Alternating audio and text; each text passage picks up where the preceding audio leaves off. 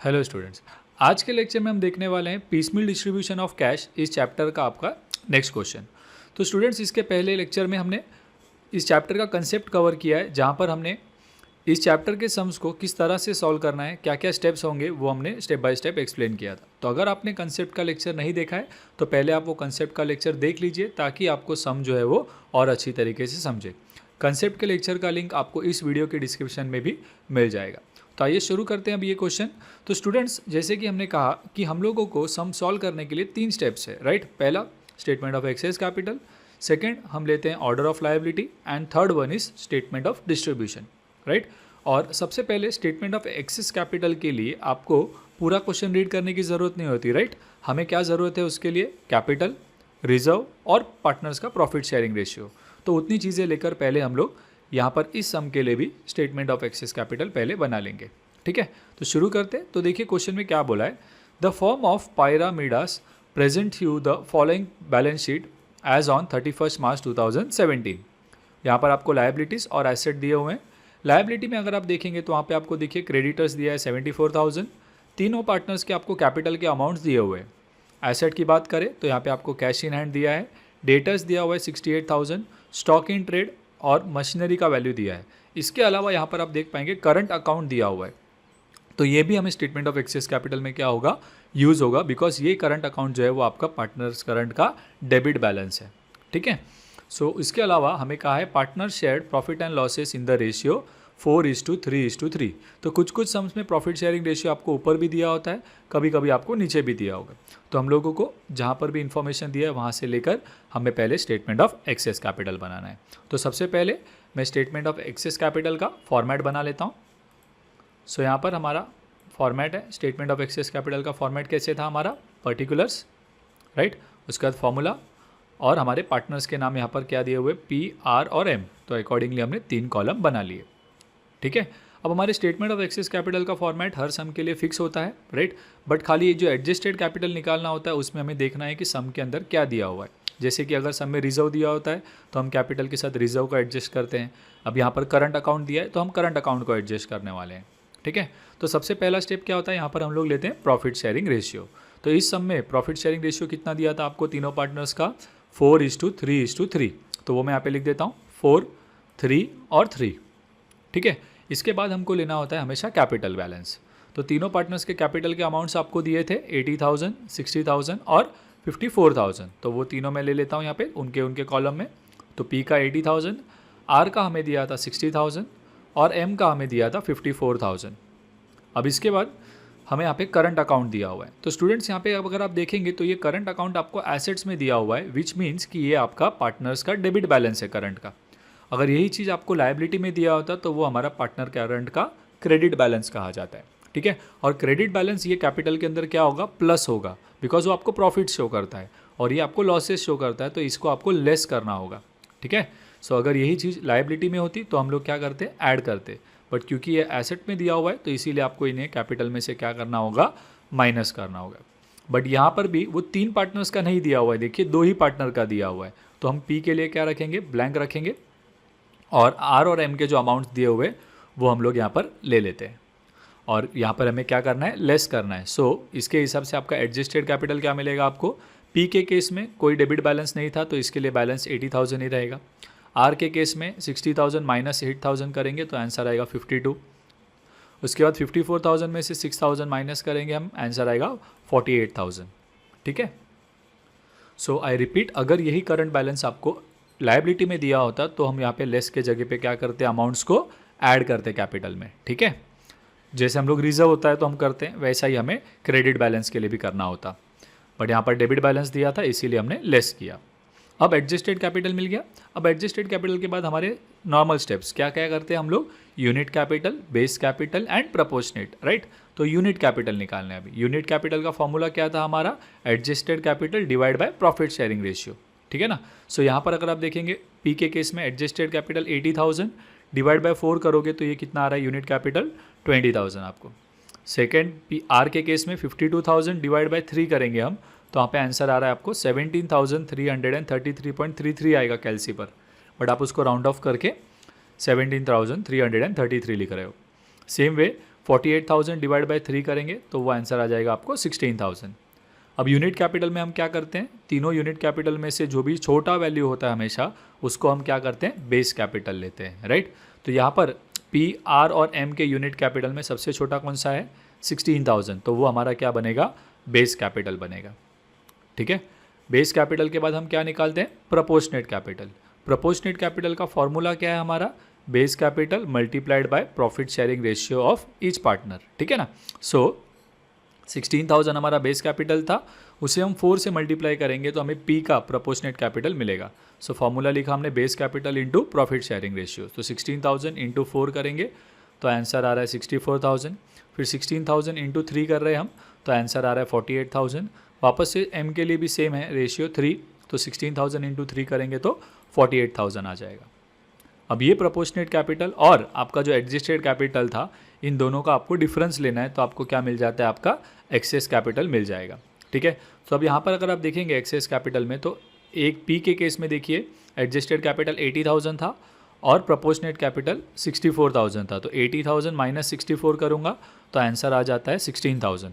Same way यहाँ पर 52,000 में से हम 48,000 माइनस करते हैं तो हमारा आंसर आ जाता है 4,000। और एम के केस में 48,000 माइनस 48,000 क्या आ जाएगा, नील। तो इसी वजह से यहाँ पर excess capital of P N R लिखा हुआ है। बट अगर आप ये नहीं भी मेंशन करोगे पार्टनर्स का नाम, ओनली एक्सेस कैपिटल लिखोगे तो भी इट्स फाइन। अब यहाँ पर हमेशा की तरह जब आप एक्सेस कैपिटल निकालते हो तो आपके एक पार्टनर का बैलेंस क्या हो जाता है, नील हो जाता है। अब बाकी दोनों पार्टनर्स के लिए हमें क्या करना है, सेम चीज़ कंटिन्यू करनी होती है। तो वापस से हम लोग क्या ले लेते हैं, प्रॉफिट शेयरिंग रेशियो। अब ये जो दो बचे हुए पार्टनर्स हैं हमारे पी और आर, इनका प्रॉफिट शेयर क्या था, 4 और 3, तो मैं वो लिख देता हूँ, पी का 4 और आर का 3। अब इस प्रॉफिट शेयरिंग रेशियो को अगेन आपका कैपिटल क्या रहेगा, ये जो आपको एक्सेस कैपिटल मिला था वही आपका कैपिटल है और ये आपका प्रॉफिट शेयर है।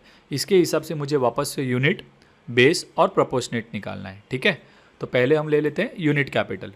सो 16,000 डिवाइड बाय 4 करेंगे हम लोग तो हमें यूनिट कैपिटल मिलेगा यहाँ पर 4,000। फिर 4,000 डिवाइड बाय 3 करेंगे तो यूनिट कैपिटल मिलेगा हमें 1,333.333 आया। हम खाली 1,333 लिखोगे तो भी चलेगा। ठीक है, इसके बाद हम लोग क्या करते हैं, बेस कैपिटल लेते हैं। तो अभी अब इसमें छोटा कौन सा है हमारा, 1,333.33। इसको हम लोग 4 से मल्टीप्लाई करेंगे तो हमें प्रोपोर्शनेट कैपिटल मिलेगा, राइट। सो प्रोपोर्शनेट कैपिटल का फॉर्मूला क्या था हमारा, base capital into profit sharing. So 1,333 into 4 करने पर आपको आंसर आ जाएगा 5,333 और इंटू 3 करने पर आंसर आ जाएगा आपको 4,000। अब एक्सेस कैपिटल निकालना है, तो हमारा कैपिटल क्या था, 16,000 और 4,000, राइट। उसमें से हमें प्रोपोर्शनेट कैपिटल क्या करना है, माइनस करना है। तो 16,000 माइनस 5,333 करते हैं तो आपको एक्सेस कैपिटल मिलेगा 10,667 और 4,000 माइनस 4,000 क्या हो जाएगा, नील हो जाएगा। ठीक है, तो सेकेंड टाइम जब हम एक्सेस कैपिटल निकालते हैं तो दो में से और एक पार्टनर नील हो जाता है और एक पार्टनर क्या हो जाता है, आपका बच जाता है। तो जब हम लोगों को अभी ऑर्डर ऑफ लायबिलिटी लिखना है, तब अगर हम पार्टनर्स का बात करेंगे तो पहले किसको पे करना होगा, पी को पे करना होगा। तो यही फाइंड आउट करने के लिए कि ऑर्डर ऑफ लायबिलिटी में कौन से पार्टनर को पहले पे करना है, हम ये स्टेटमेंट ऑफ एक्सेस कैपिटल बनाते हैं। ठीक है, अब इसके बाद हम लोगों का नेक्स्ट स्टेप क्या है, ऑर्डर ऑफ लायबिलिटी। बट उसके लिए पहले मैं पूरा क्वेश्चन रीड करता हूँ अभी, राइट, बिकॉज क्या क्या लायबिलिटीज़ आपको पे करने हैं इसके लिए आपको वो देखना पड़ेगा। सो जैसे कि हमने बात की आउटसाइड लायबिलिटी में, तो देखिए क्वेश्चन में हमें एक ही दिया था, क्रेडिटर्स। ठीक है, उसके अलावा क्वेश्चन में और क्या इन्फॉर्मेशन दिया है वो देखते हैं। उन्होंने कहा due to differences among the partners it was decided to wind up the business, realize the assets and distribute the cash among the partners at the end of each month.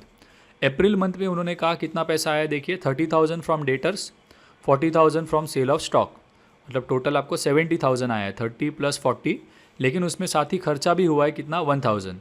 तो हमें amount कैसे निकालेंगे कि April month का हमारा realisation कितना हुआ है। ये हम लोग रियलाइजेशन के अमाउंट कहाँ यूज़ करते हैं, स्टेटमेंट ऑफ डिस्ट्रीब्यूशन में। ठीक है ना। सो वहाँ पे 30 प्लस 40 70 आएगा, उसमें से 1,000 स्पेंड हो गया है, सो बचा कितना 69। तो वो अमाउंट आपको क्या करना है वहाँ पर अप्रैल मंथ के लिए लेना है। ठीक है, उसके बाद मई मंथ में क्या बोला उन्होंने, बैलेंस ऑफ डेटर रियलाइज कितना हुआ 20,000 और स्टॉक फेच्ड कितना बोला 48,000। तो दोनों को ऐड करेंगे तो टोटल अमाउंट आ जाएगा आपका 68,000। मई मंथ में कोई एक्सपेंस के बारे में कुछ कहा नहीं है तो हम खाली इन दोनों का टोटल लेंगे। ठीक है। जून मंथ की बात करें तो वहाँ पे उन्होंने कहा है part of machinery was sold for 36,000 और वहाँ पे उन्होंने कहा एक्सपेंसेस हुआ है right incidental to sale were 1,200। So यहाँ पर मैं 36,000 में से 1,200 माइनस करके लिखूंगा जून मंथ में, ठीक है। तो अगर एक्सपेंस दिया है तो आपको माइनस करना है, नहीं दिया है तो ठीक है।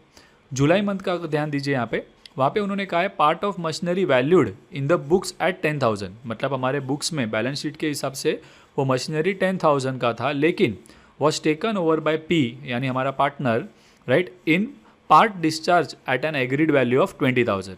मतलब हमारा जो पार्टनर है बिजनेस का पी, वो ये एसेट को लेकर जाने के लिए तैयार हुआ है, एग्री हुआ है कितने वैल्यू पर, 20,000 पर। तो इसके लिए हम लोग इसका 10,000 नहीं लिखेंगे, वो तो बुक के हिसाब से हमारा वैल्यू था, लेकिन वो पार्टनर हमें कितना दे रहा है, 20,000 देने के लिए तैयार है। तो इसीलिए हम लिखते समय कितना कंसीडर करेंगे, मशीनरी का वैल्यू 20,000 हमें मिला जुलाई में।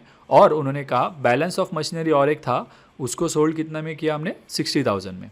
तो एक पार्ट ऑफ मशीनरी जो पार्टनर लेकर गया, जिसकी कीमत बुक्स में 10,000 थी, लेकिन वो पार्टनर कितने में लेके जाने के लिए तैयार है, 20 पर। तो हम लोग इसे 20 पर रिकॉर्ड करेंगे। और बचा हुआ जो मशीनरी था वो हमने 60,000 में बेचा। इसका मतलब जुलाई मंथ में हमें टोटल कितना मिला, 80,000 मिला हुआ है, ठीक है। सो ये हमारे रियलाइजेशन के अमाउंट्स हमें दिए हुए। उसके बाद उन्होंने पूछा आपको show how the amount due to the partners will be settled as per highest relative capital method, ठीक है। तो हमारे सम्स के लिए तो हमें एक ही मेथड यहाँ पर, खाली नाम अलग अलग दिए हुए, बट हमारे मेथड्स क्या है, मेथड क्या है जो है वो सेम ही है, ठीक है। तो अभी हम लोग क्या करते हैं, ऑर्डर ऑफ लायबिलिटी ले लेते हैं। तो ऑर्डर ऑफ लायबिलिटी क्या होता है कि अभी जब हमें लायबिलिटीज़ को पे करना है राइट, इसमें किसको पहले पे करूँगा किसको बाद में, उसका एक ऑर्डर हम सेट करते हैं। तो हमारे ऑर्डर ऑफ लायबिलिटी में जब हमने कंसेप्ट किया था तब मैंने आपको बताया था पहले हम लोग क्या करते हैं, रियलाइजेशन एक्सपेंस पे करते हैं। बट इस सम में आपको रियलाइजेशन एक्सपेंसेस अलग से तो दिया नहीं है, तो इसीलिए वो नहीं आएगा, ठीक है। उसके बाद अगर समझिए कोई प्रेफरेंशियल क्रेडिटर्स होता है तो उनको पे किया जाता है, बट इस सम में कोई प्रेफरेंशियल क्रेडिटर्स ऐसा कुछ भी दिया नहीं है। प्रेफरेंशियल क्रेडिटर्स मतलब उन्हें फर्स्ट प्रेफरेंस मिलेगा वाइल पेमेंट, तो यहाँ पे ऐसा कुछ बोला नहीं है, तो फिर वो भी स्किप हो जाएगा। नेक्स्ट ऑर्डर में आपका क्या आता है, आउटसाइड लायबिलिटीज़। अब यहाँ पर हमारे आउटसाइड लायबिलिटीज़ में हमें क्या दिया हुआ है, ओनली एक ही अमाउंट है, क्रेडिटर्स। कितना अमाउंट है उनका, 74,000। तो पहले उनका ही नाम आएगा कि क्रेडिटर्स को हमें पे करना है लायबिलिटीज़ में कितना, 74,000।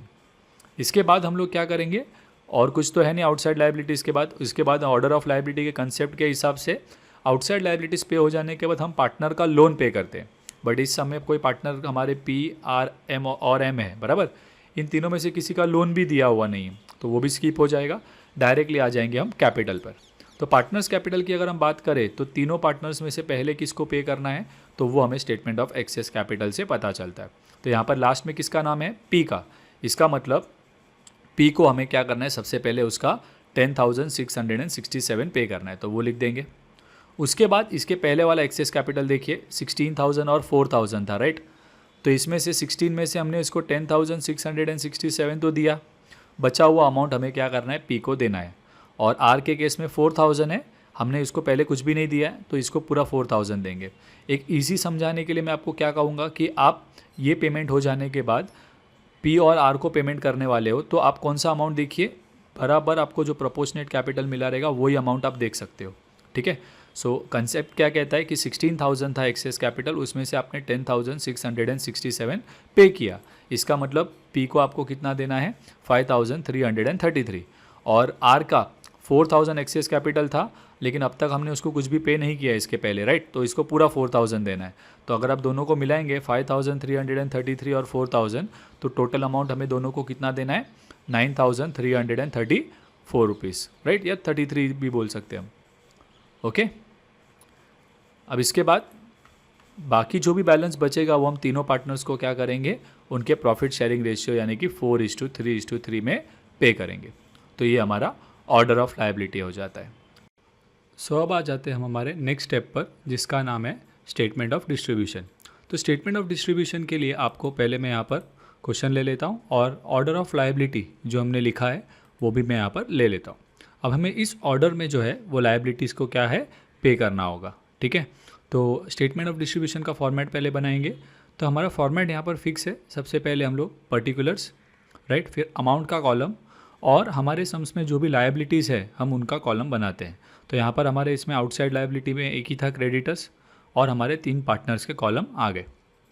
अब सबसे पहले स्टेटमेंट ऑफ डिस्ट्रीब्यूशन में आपको क्या लिखना होता है, बैलेंस। अमाउंट में हम लोग जो हमारे पास कैश का अमाउंट अवेलेबल है वो हम लिखते हैं। तो बैलेंस शीट के एसेट में अगर आप देखेंगे तो यहाँ पर आप देख पाएंगे कैश ऑन हैंड दिया हुआ है 6000, तो वो आपके अमाउंट के कॉलम में आएगा। उसके बाद क्रेडिटर्स का अमाउंट लायबिलिटी में दिया था 74, आपने यहाँ पर भी लिखा हुआ है ऑर्डर ऑफ लायबिलिटी, वहाँ से भी लिख सकते हैं। पी, आर और एम कि जो यानी कि जो आपके पार्टनर्स है उनका कैपिटल का बैलेंस कितना है वो आपको लिखना है, लेकिन आप ये वाला कैपिटल का अमाउंट जो है वो नहीं लिखोगे। आपको याद रखना है कि हमने स्टेटमेंट ऑफ एक्सेस कैपिटल के वक्त जो हमने एडजस्टेड कैपिटल निकाला था हम वो अमाउंट्स यहाँ पर लिखेंगे। तो पी के केस में एडजस्टेड कैपिटल हमारा 80,000 ही था, आर के केस में 60,000 था, उसमें से हमारा 8,000 क्या हो रहा है, माइनस किया था हमने debit balance, right. So 80,000, R के केस में हमें मिला था 52,000 और एम के केस में 54,000 माइनस 6,000 मिला था हमें 48,000। ठीक है, तो ये हमारे ओपनिंग बैलेंसेस थे सबके। अब इसके बाद हमें पेमेंट शुरू करना है। तो सबसे पहले हमारे पास कितना अमाउंट है, 6,000 रुपीज़ है, और हमें ऑर्डर ऑफ लायबिलिटी में सबसे पहले किसको पे करना है, क्रेडिटर्स को। तो यहाँ पर हमारा क्रेडिटर दिया हुआ है 74,000, लेकिन मेरे पास तो इतने पैसे नहीं है, मेरे पास खाली 6,000 है। तो मैं अब क्या करूँगा, ये जो 6,000 है वो क्रेडिटर को क्या करूँगा, पे कर दूँगा। तो हम लोग लिखते हैं पे टू क्रेडिटर्स 6,000। अब इसके बाद मैंने किसको पे किया है, क्रेडिटर्स को, तो मुझे कौन से कॉलम में दिखाना है ये 6,000 को, क्रेडिटर्स को पे हुआ है करके, तो क्रेडिटर के कॉलम में लिख देंगे। इसके बाद अब हमारा बैलेंस जो है वो नील हो गया, क्योंकि हमारे पास 6,000 थे और वो 6,000 हमने क्रेडिटर को दे दिए, तो अब हमारा कैश बैलेंस नील हो गया। तो अब हम लोग बैलेंस निकालेंगे। अब जब हम लोग हमारा कैश बैलेंस नील होने पर बैलेंस निकालते हैं तो हम सारे अमाउंट्स का जो बैलेंसिंग अमाउंट रहेगा वो आप लिखेंगे। लाइक फॉर एग्जांपल अमाउंट के केस में आपके पास अभी नील है, क्रेडिटर 74 था लायबिलिटी उनका, लेकिन हमने उनको अभी कितना पे किया था, 6,000, तो अभी पेंडिंग अमाउंट बच गया है हमारा 68,000। पी, आर और एम को अब तक आपने कुछ पे नहीं किया है, तो इनके बैलेंसेस क्या रहेंगे, एज इट इज़ रहेंगे। पी का 80,000, आर का 52,000 और एम का 48,000। ठीक है, अब ये बैलेंस नील हो गया। अब हम लोग क्या करेंगे, फर्स्ट रियलाइजेशन लेंगे। तो एज डिस्कस्ड क्वेश्चन में हमें फर्स्ट रियलाइजेशन देखो अप्रैल 2017 में हुआ है, और उन्होंने कहा था 30,000 डेटा से आए थे और 40,000 आपके स्टॉक से। सो 40 और 30 टोटल कितना हो जाएगा, 70,000, और उसमें से एक्सपेंसेस ऑफ रियलाइजेशन कितना कहा है, 1,000। तो मैं 30 + 40 यानी कि 70,000 में से 1,000 माइनस करता हूँ, राइट। तो मेरा रियलाइजेशन का अमाउंट मुझे कितना मिलेगा, 69,000। आई होप ये 69,000 कैसे आया आपको समझा, 30,000 + 40,000 माइनस 1,000 एक्सपेंस का, तो आपको अमाउंट मिल रहा है 69,000। अभी 69,000 में से मुझे कंटिन्यू करना है लायबिलिटी पेमेंट करना। तो लास्ट टाइम हमने क्रेडिटर्स को पे कर रहे थे हम, राइट। 74,000 था उनका अमाउंट, लेकिन हमने लास्ट टाइम खाली कितना दिया था उनको, 6,000 पे किया था। तो जब तक अब वो क्रेडिटर कंप्लीट नहीं होता पेमेंट उनका, तब तक हम लोग नेक्स्ट नंबर पे जा सकते नहीं है। तो यहाँ पर अगर आप देखेंगे तो आपके क्रेडिटर्स में 68,000 पेंडिंग है, पे करना बाकी है उनको, राइट। तो अभी हमें पहले क्या करना पड़ेगा, वो 68 पे करके कंप्लीट करना होगा। तो मेरे पास 69,000 अवेलेबल है, तो उसमें से मैं क्रेडिटर को पे कर देता हूँ उनका अमाउंट 68,000, ताकि वो लायबिलिटी हमारा 74,000 का जो है वो क्लियर हो जाएगा, राइट। अब ये 68,000 में क्रेडिटर में 68,000 क्रेडिटर के कॉलम में लिखेंगे। अब हमारे पास 1,000 बचा है, राइट। तो ऑर्डर ऑफ लायबिलिटी में हमारा क्रेडिटर्स कंप्लीट हो जाने के बाद हमारा नेक्स्ट नंबर किसका है, पार्टनर्स कैपिटल का, राइट। पार्टनर्स कैपिटल में सबसे पहला नाम किसका है, पी को पे करना है आपको कितना, 10,667। लेकिन हमारे पास अभी कितना पैसा बचा है देखिए, तो 69 था, उसमें से हमने 68 तो इसको ही दे दिया, तब हमारे पास खाली 1,000 बचा है। तो और मुझे देना कितना है पी को, 10,667। तो फिलहाल मैं जो मेरे पास 1,000 बचा हुआ है वो मैं उसको दे दूंगा। बाकी का बचा हुआ अमाउंट जो रहेगा इसमें से वो हम लोग नेक्स्ट रियलाइजेशन में से देंगे। तो मैं क्या करता हूँ, पे टू पी करके 1,000 ले लेता हूँ और उसे पी के कॉलम में लिख देंगे। जिस तरह हम क्रेडिटर को पे कर रहे तो हम क्रेडिटर के कॉलम में अमाउंट लिख रहे थे, इसी तरह हमने पी को पे किया तो पी के कॉलम में अमाउंट लिखते हैं। और अब आपका अमाउंट नील हो गया है, देखिए 69 में से 68,000 पे किया, फिर 1,000 पे किया, मतलब आपका बैलेंस क्या हो जाएगा यहाँ पे, नील। अब नील आया है बैलेंस, तो आपको बाकी सबके भी बैलेंस फाइंड आउट करने हैं। तो क्रेडिटर्स की बात करें तो लास्ट टाइम 68,000 बैलेंस था, उसमें से 68,000 हमने पे कर दिया, तो ये अमाउंट हो गया नील। पी के केस में 80,000 बैलेंस था, उसमें से हमने 1,000 पे किया है उनको, तो अभी बैलेंस हो जाएगा 79,000। आर और एम को अब तक हमने कुछ पे नहीं किया है, इसीलिए इनके बैलेंसेस एज इट इज़ रहेंगे 52,000 और 48,000। ठीक है। अब ये होने के बाद बैलेंसेस के बाद नील हो गया आपका, राइट। तो इसके बाद आपको सेकेंड रियलाइजेशन लेना है जो कि कभी हुआ मई 2017 में। तो मई आप डेट भी लिख सकते चाहिए, तो यहाँ पर मई 17 को रियलाइजेशन हुआ है। कितना अमाउंट यहाँ पर, तो उन्होंने कहा बैलेंस डेटर रियलाइज़ कितना 20,000 और स्टॉक से कितना हुआ है 48,000, तो टोटल कितना हो जाएगा 68,000 हो जाएगा। अब इसमें से हम लोग क्या कर देंगे, पी को पेमेंट करेंगे। तो पी का देखिए लास्ट टाइम अमाउंट कितना था जो हमें उनको पे करना था 10,667, जिसमें से हमने उनको 1,000 पे किया था। तो बाकी बचा हुआ जो है 9,667 अभी भी पे करना बाकी है उनको। और मेरे पास अभी कितना पैसा आया रियलाइजेशन से 68,000 है मेरे पास, तो मैं इसका पेमेंट कर सकता हूँ, राइट, बचा हुआ पेमेंट। सो 1,000 अगर हम लोग हटा दें इसमें से 10,667 में से, तो 9,667 बचता है जो कि हम लोग पे करने के पोजीशन में है, तो हम उसको पे कर देंगे। और क्योंकि हम ये किसको पे कर रहे हैं, पी को, तो हम पी के कॉलम में लिख देंगे। इसके बाद ऑर्डर ऑफ लायबिलिटी में नेक्स्ट नंबर किसका है, देखिए आपको आर और पी और आर दोनों को पे करना था। टोटल अमाउंट कितना 9,334, ठीक है, ये हमने स्टेटमेंट ऑफ एक्सेस कैपिटल से निकाला है। तो ये अमाउंट हमें पे करना है। तो हमारे पास पैसे उतने हैं क्या, देखिए, तो हमारे पास 68,000 था, उसमें से हमने 9,667 पे किया है। इसका मतलब बाकी का पैसा अभी भी बचा है हमारे पास, और वो आराम से 9,334 से तो ज़्यादा ही है। तो हम लोग क्या करेंगे, 9,334 जो पी और आर का है वो हम लोग उनके रेशियो में, पी और आर का 4:3 है, तो उस शेयर में दोनों में क्या कर देंगे, बांट देंगे। सो 9,334 या 33 कहेंगे, पॉइंट में है इसीलिए, उसको हम लोग दोनों पार्टनर्स में क्या कर देते हैं, डिस्ट्रीब्यूट कर देते हैं। तो फर्स्ट पार्टनर को आ जाएगा आपको 5,333 और सेकंड पार्टनर को आ जाएगा आपका 4,000, ठीक है। तो ऑर्डर ऑफ लायबिलिटी में हमारा पी का पेमेंट हो गया 10,667, फिर हमने पी और आर को भी दे दिया। अब जो भी पैसा बचा है हमारा वो हमें क्या करना है, तीनों पार्टनर्स को देना है, पी आर और एम को, ठीक है।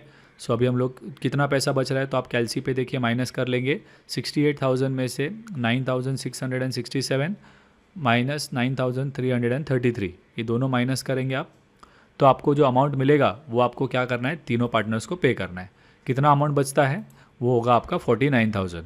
तो ये 49,000 को अब आप तीनों पार्टनर्स में उनके प्रॉफिट शेयरिंग रेशियो यानी कि 4:3:3 में डिवाइड करेंगे। अब 4, 3 और 3 टोटल कितना हो जाता है हमारा 10। सो 49,000 डिवाइड बाई 10 इंटू क्या करेंगे 4, तो आपको पी का अमाउंट मिलेगा, इंटू 3 करेंगे तो आपको आर का अमाउंट मिलेगा, फिर इंटू 3 करेंगे तो एम का अमाउंट मिलेगा, ठीक है। तो 49,000 डिवाइड बाई 10 करेंगे तो कैलसी पर आपको मिलेगा 4,900। आप इंटू प्रेस करके एक बार लिखिए 4 इक्वल टू, तो आपको आंसर मिल जाएगा यहाँ पे 19,600। फिर वैसा का वैसे ही रखिए कैलसी पर, और आप खाली 3 इक्वल टू प्रेस कीजिए तो आपको आर का वैल्यू मिल जाएगा यहाँ पे कितना 14,700। वैसे ही थर्ड पार्टनर के लिए भी सेम अमाउंट आ जाएगा। अब हमारा पैसा कंप्लीट हो गया है, तो अब हम लोग क्या करेंगे, बैलेंस नील ले लेंगे, ठीक है। अब क्रेडिटर्स का अमाउंट तो ऑलरेडी नील ही था। बाकी पार्टनर्स की बात करें तो बैलेंस फाइंड आउट करना होगा हमें। तो 79,000 में से हमने क्या किया है, 9,667, 5,333 और 19,600, ये तीन अमाउंट पे किए। तो तीनों को माइनस करेंगे हम, 79,000 में से तीनों को माइनस करेंगे तो आपको बैलेंस आ जाएगा वहाँ पे 44,400। उसके बाद आर के केस में 52,000 में से 4,000 माइनस करना है, फिर आप 14,700 माइनस करेंगे तो वो बैलेंस आ जाएगा आपको 33,300। और एम के केस में 48,000 में से हमने 17,700 पे किया है, तो बैलेंस आ जाएगा आपको 33,300, ठीक है। अब इसके बाद आपको लेना है नेक्स्ट रियलाइजेशन। तो थर्ड रियलाइजेशन देखिए कितने का हुआ है, जून 2017 को उन्होंने कहा part of machinery was sold for 36,000 और उसमें एक्सपेंस कितना हुआ है 1,200 का, तो उतना हमें माइनस करके लिखना होगा। 36,000 में से 1,200 माइनस करेंगे तो कितना आ जाएगा 34,800। अब हम ऑर्डर ऑफ लायबिलिटी में कहाँ पर है, क्रेडिटर्स हो गए थे, पी को भी दे दिया था, पी और आर को भी दे दिया था। अब हम कौन से नंबर पे थे, लास्ट में, जहाँ पर हमें तीनों पार्टनर्स को प्रॉफिट शेयरिंग रेशियो यानी कि 4:3 में 4:3 में क्या करना है, अमाउंट डिस्ट्रीब्यूट करना है। तो पहले हम लोग क्या करते हैं 34,800 है, उसे टोटल यानी कि 4, 3 और 3 टोटल 10 होता है, 10 से डिवाइड करेंगे, इंटू 4 करेंगे तो फर्स्ट का अमाउंट मिलेगा आपको कितना देना है वो, राइट। तो इसके नीचे हम लोग लिख देते हैं पेड टू पी आर और M in the ratio 4:3:3। So 34,800 divide by 10 into 4 करेंगे तो पहले का अमाउंट मिलेगा आपको 13,920। फिर 2 इक्वल टू प्रेस कीजिए तो आपको आंसर मिलेगा 10,440 एंड थर्ड पार्टनर के लिए भी सेम आ जाएगा 10,440। अब मेरे पास इस रियलाइजेशन में 34,800 आया था जो हमने पूरा पे कर दिया है, राइट। तो अभी हमारे पास बैलेंस बचा नहीं है, फिर हमें क्या करना होगा, नेक्स्ट रियलाइजेशन लेना होगा। तो अभी बैलेंस निकाल लेते हैं। अमाउंट नील हो गया आपका, क्रेडिटर्स ऑलरेडी नील हुआ था। पी के केस में बात करें तो लास्ट टाइम बैलेंस चल रहा था 44,400, उसमें से हमने 13,920 पे किया तो बचा कितना अमाउंट, 30,480। एंड आर के केस में अगर हम बात करें तो 33,300 में से 10,440 हमने पे किया हुआ है, तो वो माइनस किया तो आपको अमाउंट आ जाएगा 22,860।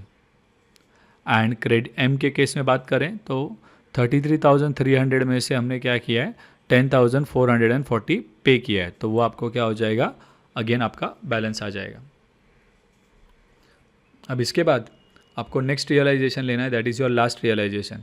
अब इस लास्ट रियलाइजेशन में आपको ध्यान रखना है कि बोला क्या है, जुलाई 2017 में उन्होंने कहा part of machinery valued in the books of 10,000, मतलब हमारे बुक्स में वो 10,000 का था लेकिन was taken over at a discharge of agreed value of 20,000, यानी उसे पार्टनर जो है वो कितने वैल्यू पे लेके जा रहा है, एग्री करके 20,000 पर लेके जा रहा है, तो इसमें हमारा फ़ायदा है, राइट। तो हम लोग कितना रिकॉर्ड करेंगे, 20,000 के हिसाब से। इसके अलावा उन्होंने कहा बैलेंस ऑफ मशीनरी भी बच गया है जिसको हमने कितने में बेचा, 60,000 में, ठीक है। सो दोनों मिला के टोटल हमारा कितने का ये हो गया है अमाउंट, 60,000 आपका मशीनरी का, और जो प्लांट एंड मशीनरी आपका पार्टनर लेके जा रहा है 20,000 में वो, तो 60 + 20 टोटल कितना हो जाएगा आपका 80,000, ठीक है।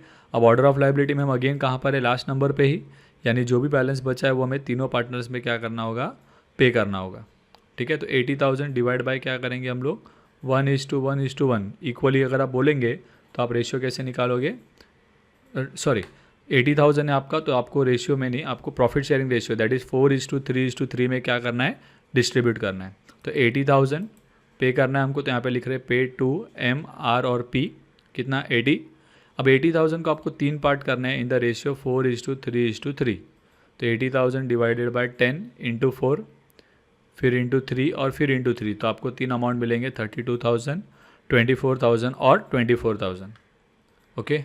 अब ये लास्ट रियलाइजेशन था ऑलरेडी आपका, राइट। तो अभी इसके बाद आपको क्या होगा, या तो अनपेड बैलेंस आएगा या तो फिर सरप्लस। अब इस केस में अगर आप देखेंगे तो पी को हमें टोटल 30,480 देना बाकी था लास्ट टाइम के बैलेंस के हिसाब से, और हमने उसमें से पे किया उनको 32,000, यानी कि हम ज़्यादा दे रहे हैं उनको, राइट। तो इस केस में उसको क्या बोला जाएगा, सरप्लस पेड कहेंगे, क्या कहेंगे, सरप्लस पेड। तो 32,000 माइनस आप क्या करेंगे, 30,480, तो आपको सरप्लस का अमाउंट मिलेगा वहाँ पे कितना, 1,520, राइट। अमाउंट के केस में नील हो जाएगा ऑटोमेटिकली। आर के केस में अगर हम देखें तो 22,860 में से 24,000 माइनस करेंगे तो आपको बैलेंस आ जाएगा 1,140। एम के केस में 2,860 था, उसमें से हमने 24,000 उनको पे किया है, तो इनको भी एक्स्ट्रा गया है, तो ये भी आपका क्या हो जाएगा, अमाउंट आ जाएगा यहाँ पे 1,140।